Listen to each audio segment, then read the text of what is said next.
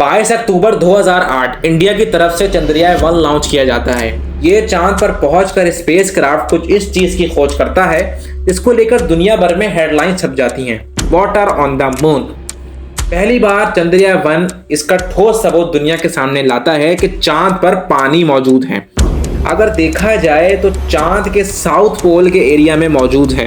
Israel भी कोशिश करता है कि चांद पर सॉफ्ट लैंडिंग की जाए। इसके अलावा जापान, यूरोप और रशिया की तरफ से भी रेगुलरली मिशन भेजे जाते हैं, लेकिन दुनिया की नजर आज चंद्रयान-3 पर है। India is on its way back to the moon. The historic mission to the moon and the launch of India's Chandrayaan-3 spacecraft. ऐसी कौन सी खोज है जो चंद्रयान-3 का मिशन करेगा और चंद्रयान-2 क्यों फेल हो गया था? चलिए मिलकर देखते हैं। साल 1950s में पहली बार था जब इंसानों ने चांद पर मिशंस भेजना शुरू किए थे।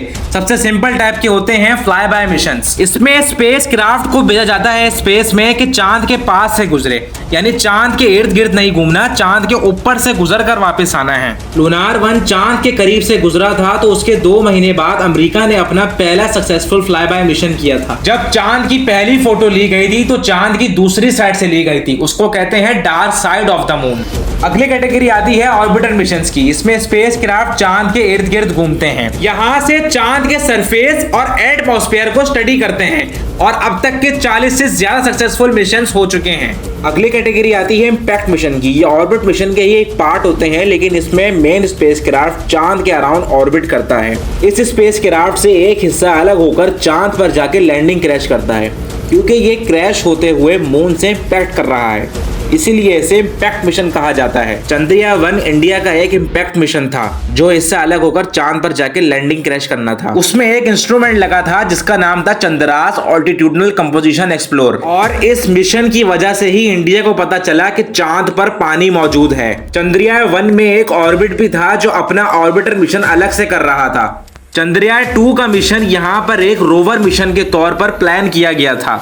अगर वो मिशन सक्सेसफुल किया जाता तो विक्रम लैंडर को चांद पर सॉफ्ट लैंडिंग करनी थी, लेकिन अनफॉर्चुनेटली ऐसा हुआ नहीं। लेकिन 6 सितंबर 2019 जब विक्रम लैंडर उतर रहा था तो सॉफ्ट लैंडिंग की तैयारी कर रहा था और वो अचानक क्रैश कर जाता है। अब अगर चंद्रयान-3 की बात की जाए तो ये चंद्रयान-2 के मुकाबले में ही बना है। जो चंद्रयान-2 नहीं कर पाया वो चंद्रयान-3 करेगा, और इस बार चंद्रयान-3 का लैंडिंग एरिया बड़ा कर दिया गया है और चंद्रयान-3 को पहले से भी ज्यादा फ्यूल दिया गया है ताकि वो ज्यादा देर तक हवा में रह सके और अपना लैंडिंग एरिया ढूंढ पाए। एक लूनार डे अर्थ के 29 डेज के बराबर है, तो उस हिसाब से चंद्रयान-3 को पूरा 1 महीना लगेगा पूरी इंफॉर्मेशन इकट्ठी करने के लिए, क्योंकि चंद्रयान-3 में जो इंस्ट्रूमेंट मौजूद है वो लूनार नाइट के लिए नहीं है।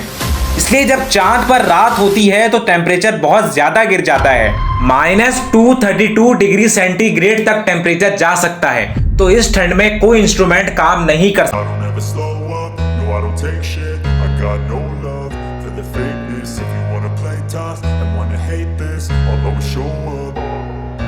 I don't ever slow up, no I don't take shit. I got no love for the fakeness. If you wanna play tough and wanna hate this, I'll always show up and make a statement. I don't ever slow up, no I don't take shit. I got no love for the fakeness. If you wanna play tough and wanna hate this, I'll always show up and make a statement. Everything I do so instinctive and so passionate. Every word I move so descriptive like an adjective. I got a vendetta against people who patented being negative when you should be getting after it.